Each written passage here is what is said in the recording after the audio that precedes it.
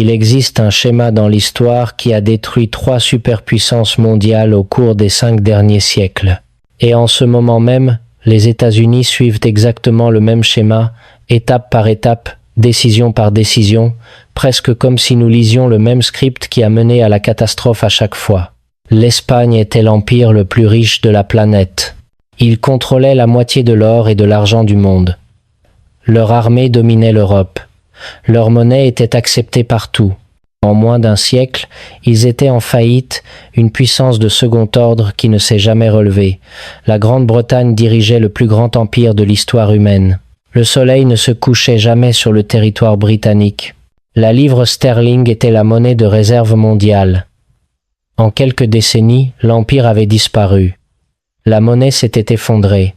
Ils étaient devenus le partenaire junior de l'Amérique. L'Union soviétique était l'autre superpuissance. Armes nucléaires, influence mondiale, satellites couvrant le globe. Elle a cessé d'exister en moins de 3 ans. Pas à cause d'une guerre, mais d'une implosion économique. 3 fois. 3 superpuissances. 3 effondrements complets, tous suivant exactement la même séquence. Et voici ce qui devrait vous terrifier. Les États-Unis ont déjà accompli 5 des 7 étapes. Nous ne nous approchons pas du schéma. Nous sommes profondément à l'intérieur. Ceci est l'histoire de comment meurent les empires, pourquoi ils pensent toujours être différents et pourquoi les mathématiques disent que nous sommes les prochains. Et cela se produit plus rapidement que quiconque ne veut l'admettre. Avant de parcourir le schéma, vous devez comprendre à quoi ressemble réellement l'effondrement impérial. Pas dans les manuels, mais dans la pratique. Ce que cela signifie quand une superpuissance meurt. L'effondrement impérial ne commence pas par une invasion ou une défaite militaire. Il commence par l'épuisement économique. L'empire s'étend au-delà de sa capacité à se maintenir. Bases militaires dans 150 pays, guerre sur plusieurs fronts, promesses qu'il ne peut tenir, dettes qu'il ne peut rembourser. Au début, le déclin est invisible. La monnaie fonctionne encore. L'armée gagne encore des batailles. Le gouvernement fait encore des promesses.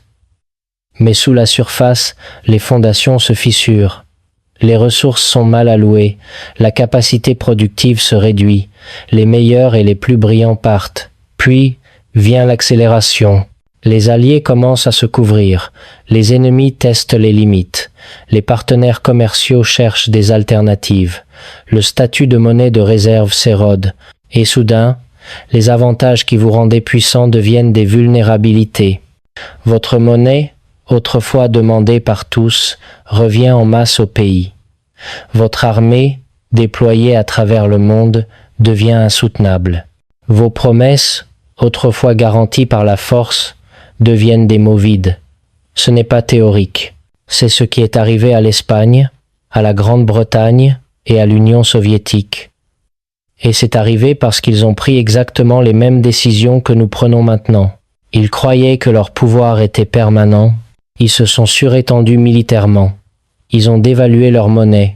Et ils ont refusé d'accepter la réalité jusqu'à ce que l'effondrement soit déjà en cours. Regardons comment cela s'est réellement produit 3 fois exactement de la même manière. Commençons par le premier empire mondial, l'Espagne. C'est le modèle original. Après la découverte des Amériques, l'Espagne est devenue la première véritable puissance mondiale. Ils ont conquis les empires aztèques et incas, pris le contrôle des mines d'or et d'argent les plus riches jamais découvertes. Les galions espagnols ramenaient des centaines de tonnes d'argent par an. L'Espagne contrôlait l'approvisionnement en argent de l'Europe. Le réal espagnol était la monnaie de réserve mondiale. Tout le monde voulait de l'argent espagnol, et c'est là que commence le schéma, avec un pays qui contrôle l'argent du monde et croit que cela le rend invincible. Le roi Philippe II avait plus d'argent que n'importe quel monarque dans l'histoire, et il l'a dépensé pour l'Empire. Étape 1. Surextension militaire. L'Espagne a mené des guerres partout simultanément. Contre l'Empire ottoman en Méditerranée, contre la France et l'Italie, contre les rebelles protestants aux Pays-Bas, contre la marine anglaise, guerre aux Philippines, guerre dans les Amériques. L'Espagne avait des engagements militaires sur 4 continents. Le coût était stupéfiant. La moitié des revenus de l'Espagne allait à l'armée, et pourtant, ce n'était pas suffisant. Étape 2. Dévaluation monétaire. La couronne espagnole ne pouvait pas payer ses factures avec les seuls impôts. Alors, ils ont fait ce que fait chaque empire en faillite. Ils ont dévalué la monnaie. Ils ont commencé à mélanger du cuivre dans les pièces d'argent. Une pièce censée être en argent pur est devenue 50% cuivre, puis 75% cuivre. La valeur nominale restait la même, mais la valeur réelle s'effondrait. Les pièces d'argent espagnoles ne contenaient presque plus d'argent. Les marchands ont cessé de les accepter à leur valeur nominale. L'inflation a explosé. Étape 3. Spirale de la dette. L'Espagne empruntait constamment aux banquiers italiens, aux banquiers allemands, à tous ceux qui prêtaient. En moins de 2 décennies, l'Espagne a déclaré faillite. Ils ont fait défaut sur leurs dettes, restructuré et continué d'emprunter. Ils ont déclaré faillite à nouveau, et encore, et encore. 4 faillites en 40 ans. Chaque fois, ils promettaient des réformes. Chaque fois, ils recommençaient à emprunter et à dépenser. Étape 4. Perte de capacité productive. Voici ce que les gens ne comprennent pas à propos de l'effondrement de l'Espagne. Ils avaient tout l'or et l'argent du monde, et cela les a détruits. Parce que quand vous avez de l'argent illimité, vous arrêtez de produire. Pourquoi cultiver de la nourriture quand vous pouvez l'importer? Pourquoi construire des navires quand vous pouvez les acheter? Pourquoi innover quand vous pouvez simplement dépenser? La noblesse espagnole considérait le travail comme indigne d'elle. La fabrication a décliné. L'agriculture a stagné. Toute la richesse affluait vers l'importation de bien d'autres pays. L'or et l'argent venus des Amériques repartaient directement pour payer le vin français, la soie italienne, les produits néerlandais. L'Espagne est devenue un conduit. La richesse traversait le pays, mais rien n'y restait. L'Espagne ne produisait presque rien. Ils étaient entièrement dépendants des importations, entièrement dépendants de l'argent pour tout payer. Et quand les mines d'argent ont commencé à s'épuiser, quand la production a chuté, tout le système s'est effondré. Étape 5. Décadence sociale. Avec l'économie en faillite, la criminalité a explosé. Les mendiants remplissaient les rues de Madrid. Les citoyens productifs émigraient. Les meilleurs esprits sont partis pour la France, l'Angleterre, les Pays-Bas. Des pays qui construisaient, créaient, grandissaient. L'Espagne s'est retrouvée avec des bureaucrates, des soldats et des prêtres. Personne ne créait de richesse, tout le monde l'a consommée. L'Espagne a perdu le Portugal, puis les Pays-Bas, leur territoire le plus riche. L'Empire espagnol était devenu une coquille vide. Encore vaste sur le papier, mais économiquement mort. Ils sont passés de la superpuissance mondiale à une puissance secondaire en moins d'un siècle, et ils ne se sont jamais rétablis. L'Espagne aujourd'hui est un pays européen régional, agréable, cultivé, mais insignifiant sur la scène mondiale. Les descendants des conquistadors sont une destination touristique. C'est à cela que ressemble l'effondrement impérial. Avançons de 3 siècles. La Grande-Bretagne, l'empire où le soleil ne se couchait jamais. À son apogée, la Grande-Bretagne contrôlait 25% de la surface terrestre mondiale, 400 millions de sujets. La livre sterling était la monnaie de réserve mondiale. Chaque contrat commercial majeur était libellé en livres. Chaque banque centrale détenait des obligations britanniques. Londres était le centre financier du monde. Et tout comme l'Espagne 3 siècles plus tôt, ils croyaient que c'était permanent. Mais ils suivaient déjà le schéma. Étape 1. Surextension militaire. La Grande-Bretagne avait des engagements militaires partout. Inde, Afrique, Moyen-Orient, Chine, Pacifique, Caraïbes. Ils devaient défendre un territoire sur 6 continents. Le coût était énorme. Et quand la Première Guerre mondiale a commencé, la Grande-Bretagne a dû faire un choix. Rester neutre et laisser l'Europe se détruire, ou intervenir et ruiner l'Empire pour gagner. Ils ont choisi de combattre. La Première Guerre mondiale a coûté à la Grande-Bretagne plus de 40 milliards de dollars. C'est 1000 milliards en monnaie actuelle. Ils ont emprunté à tout le monde, principalement aux États-Unis. Le créancier était devenu le débiteur. Mais ils avaient gagné la guerre. Ils ont gardé l'Empire. Et puis ils ont fait la même erreur encore une fois. La Seconde Guerre mondiale a coûté encore plus cher. Ils ont gagné à nouveau, mais l'Empire était fini. Ils étaient en faillite. Étape 2, dévaluation monétaire. La livre sterling a été dévaluée, encore et encore. La monnaie qui avait été stable pendant des siècles perdait sa valeur chaque décennie. L'inflation rongeait l'épargne. La confiance s'érodait. La livre n'était plus la monnaie de réserve mondiale. Le dollar l'avait remplacée. Étape 3. Spirale de la dette. La Grande-Bretagne devait des milliards à l'Amérique. Ils ne pouvaient pas rembourser. Ils ont dû vendre des actifs, démanteler l'empire, accepter des prêts avec des conditions. Le créancier dictait les termes. La Grande-Bretagne était devenue dépendante. Étape 4. Perte de capacité productive. L'industrie britannique s'effondrait. Les usines fermaient. Les emplois disparaissaient. Les colonies qui fournissaient des matières premières et achetaient des produits britanniques devenaient indépendantes. La base économique qui avait construit l'empire n'existait plus. Étape 5. Décadence sociale et perte d'empire. L'Inde est partie, puis l'Afrique, puis le Moyen-Orient. Chaque colonie demandait l'indépendance, et la Grande-Bretagne n'avait pas les moyens de les retenir. L'empire s'est dissous. La livre s'est effondrée. La Grande-Bretagne est devenue une puissance moyenne. Ils sont passés de la domination mondiale aux partenaires juniors de l'Amérique en une génération. Le schéma s'était déroulé parfaitement. Surextension, dévaluation monétaire, dette, perte de capacité productive, effondrement de l'empire. Exactement comme l'Espagne. Juste plus rapide. Maintenant l'Union soviétique. Une superpuissance dotée de milliers d'armes nucléaires.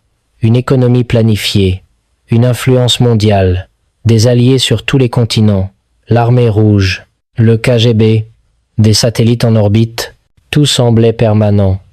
Mais sous la surface, l'économie mourrait. Étape 1, surextension militaire. L'Union soviétique dépensait 15 à 20% de son PIB pour l'armée. C'est le triple de ce que dépensait l'Amérique. Ils devaient égaler la technologie américaine, la portée américaine, les alliances américaines. Mais leur économie était une fraction de la taille. Ils étaient en Afghanistan. Ils soutenaient Cuba, la Syrie, le Vietnam, la Corée du Nord, l'Angola, l'Éthiopie. Partout où l'Amérique avait de l'influence, ils devaient contrer. Le coût était insoutenable. Étape 2, stagnation économique. L'économie soviétique a cessé de croître. Les revenus du pétrole les maintenaient à flot, mais rien d'autre ne fonctionnait. Les usines produisaient de la camelote, les fermes échouaient. La technologie avait des décennies de retard. L'Union soviétique importait du grain. Un pays avec certaines des meilleures terres agricoles de la planète ne pouvait pas se nourrir. Pourquoi ? Parce que la planification centrale ne fonctionne pas. Parce que l'innovation meurt sous le contrôle, parce que personne ne produit quand il n'y a pas d'incitation. Étape 3, effondrement monétaire. Le rouble n'a jamais été une vraie monnaie. Il ne pouvait pas être échangé internationalement. Même les citoyens soviétiques ne lui faisaient pas confiance. Ils utilisaient des dollars quand ils le pouvaient. Le gouvernement devait acheter des biens étrangers avec de l'or et du pétrole parce que personne ne voulait de rouble. Les prix du pétrole ont chuté. Les réserves d'or soviétiques s'épuisaient. Il manquait d'argent réel. Étape 4. Perte d'empire. Le mur de Berlin est tombé. L'Europe de l'Est est partie. Pologne, Hongrie, Tchécoslovaquie, Roumanie, Allemagne de l'Est, disparues en un an. Les satellites qui donnaient à l'Union soviétique sa profondeur stratégique se sont évaporés. Le gouvernement soviétique ne pouvait pas l'arrêter. Ils étaient fauchés. Étape 5. Effondrement complet. L'Union soviétique a cessé d'exister. Du mur de Berlin à la dissolution complète en moins de 3 ans. Pas de guerre, pas d'invasion, juste une implosion économique. L'armée ne pouvait pas être payée, le gouvernement ne pouvait pas fonctionner, le rouble est devenu sans valeur. Une superpuissance dotée de 30 000 armes nucléaires s'est effondrée par défaillance économique interne. Le schéma s'est répété. Surextension, échec monétaire, dette, perte d'empire, effondrement. Et voici ce qui devrait vous empêcher de dormir. Les États-Unis suivent exactement le même schéma, étape par étape. Laissez-moi vous montrer. Étape 1. Surextension militaire. Les États-Unis ont plus de 750 bases militaires dans 80 pays. Nous avons des troupes dans 150 pays. Nous nous sommes engagés à défendre l'Europe par l'OTAN, à défendre le Japon, la Corée du Sud, les Philippines, à combattre au Moyen-Orient, à contrer la Chine, à contrer la Russie. Notre budget militaire est de 850 milliards de dollars par an, plus que les 10 pays suivants réunis, et ce n'est pas suffisant. Nous sommes étirés au maximum. L'équipement vieillit. Le recrutement est en baisse. Et nous avons des engagements que nous ne pouvons pas remplir. Si la Chine envahit Taïwan, si la Russie pénètre en territoire OTAN, si l'Iran ferme le golfe Persique, nous ne pouvons pas répondre à tout simultanément. Nous sommes surétendus, comme l'Espagne, comme la Grande-Bretagne, comme l'URSS, validé. Étape 2, dévaluation monétaire. Le dollar est devenu une monnaie fiduciaire pure. Depuis 2000, la masse monétaire a augmenté de 400%. Depuis 2020, nous avons imprimé plus de 6 000 milliards. Le dollar a perdu 98% de son pouvoir d'achat. Nous ne mélangeons pas de cuivre dans des pièces d'argent, nous imprimons simplement du papier illimité. Le mécanisme est différent. Le résultat est le même. Dévaluation, validé. Étape 3, spirale de la dette. Les États-Unis doivent 36 000 milliards. C'est 120% du PIB. Les seuls paiements d'intérêts approchent 1 000 milliards par an. Nous dépensons plus en intérêts qu'en défense. Nous enregistrons des déficits chaque année. Près de 2 000 milliards dans une économie en croissance. En temps de paix, nous empruntons pour payer les intérêts des emprunts précédents. C'est la définition d'une spirale de la dette. L'Espagne a fait défaut 4 fois. La Grande-Bretagne a emprunté jusqu'à l'effondrement. L'URSS a manqué d'argent. Nous sommes sur la même voie. Validé. Étape 4. Perte de capacité productive. L'Amérique ne fabrique plus rien. Nous concevons, nous finançons, nous consommons, mais nous ne produisons pas. Notre base manufacturière a été démantelée, expédiée en Chine, au Mexique, au Vietnam. Nous importons 800 milliards de plus que nous n'exportons chaque année. Nous dépendons de chaînes d'approvisionnement étrangères pour tout. Médicaments, électronique, acier, même des composants militaires. Tout comme l'Espagne est devenue dépendante des importations pendant que l'argent s'écoulait, nous dépendons des importations pendant que les dollars s'écoulent. Et tout comme l'Espagne, quand l'argent cesse de couler, nous sommes en difficulté. Validé. Étape 5. Décadence sociale. La confiance dans les institutions est à son plus bas niveau. La criminalité augmente. Le sans-abrisme explose. Les overdoses de drogue tuent 100 000 Américains chaque année. Les meilleurs et les plus brillants partent ou se retirent. Les taux de fertilité s'effondrent. Le dysfonctionnement politique est total. Nous ne pouvons nous mettre d'accord sur rien. Ne pouvons rien réparer. Ne pouvons rien construire. Les signes de décadence sont partout, mais tout le monde prétend que tout va bien. Ça ne va pas bien. Validé. Nous en sommes à l'étape 5 sur 7. L'Union soviétique est arrivée à l'étape 5 avant l'effondrement complet. La Grande-Bretagne aussi. L'Espagne a duré plus longtemps, mais le schéma est le même. Nous n'en sommes pas encore à la fin, mais nous sommes profondément dans la séquence. L'étape 6 est la perte du statut de monnaie de réserve. C'est quand les alliés commencent à diversifier, quand le commerce se déplace vers d'autres monnaies, quand le dollar revient en masse au pays parce que personne n'a plus besoin de le détenir. Nous voyons des signes précoces. Les nations BRICS développent des alternatives. Les banques centrales achètent de l'or. La Chine et la Russie commercent en yuan et en rouble. L'Arabie saoudite accepte le yuan pour le pétrole. Les fissures se forment. L'étape 7 est l'effondrement. Pas un déclin graduel. Une implosion soudaine. L'Union soviétique est passée de superpuissance à inexistante en moins de 3 ans. La Grande-Bretagne a perdu l'Empire en 20 ans. L'Espagne a pris plus de temps. Mais le résultat était le même. Quand la monnaie de réserve échoue, quand la dette devient impossible, quand l'armée ne peut plus être financée, elle ne décline pas gracieusement. Elle s'effondre rapidement, brutalement. Et tous ceux qui pensaient que cela ne pouvait pas arriver ici apprennent la même leçon que tous les empires apprennent. Ça peut arriver, et ça arrive. 3 empires ont suivi ce schéma. L'Espagne, la Grande-Bretagne et l'URSS. Chacun croyait être exceptionnel. Chacun croyait être différent. Chacun croyait que les règles ne s'appliquaient pas à eux. Eh bien, ils avaient tort à chaque fois. Nous nous racontons les mêmes mensonges en ce moment. Nous sommes différents. Nous avons la technologie. Nous avons le dollar. Nous sommes l'Amérique. Mais le schéma ne se soucie pas de l'exceptionnalisme. Le schéma est mathématique. Vous ne pouvez pas dépenser au-delà de vos moyens éternellement. Vous ne pouvez pas maintenir un empire sans capacité productive. Vous ne pouvez pas dévaluer votre monnaie sans conséquence. Vous ne pouvez pas éviter les étapes 6 et 7 une fois que vous avez terminé 1 à 5. La séquence est verrouillée. La seule question est le timing. Peut être avons-nous 10 ans, peut être 5, peut être moins. Mais le schéma dit que l'effondrement arrive, et quand il viendra, ce ne sera pas lent. Ce sera soudain. Une crise monétaire qui déclenche une crise de la dette qui déclenche une crise politique. Du jour au lendemain, la superpuissance devient un compte moral. La monnaie de réserve devient une monnaie régionale. L'empire devient un souvenir. 3 fois c'est arrivé avant. Le schéma dit que nous sommes les prochains. Nous avons accéléré chaque étape.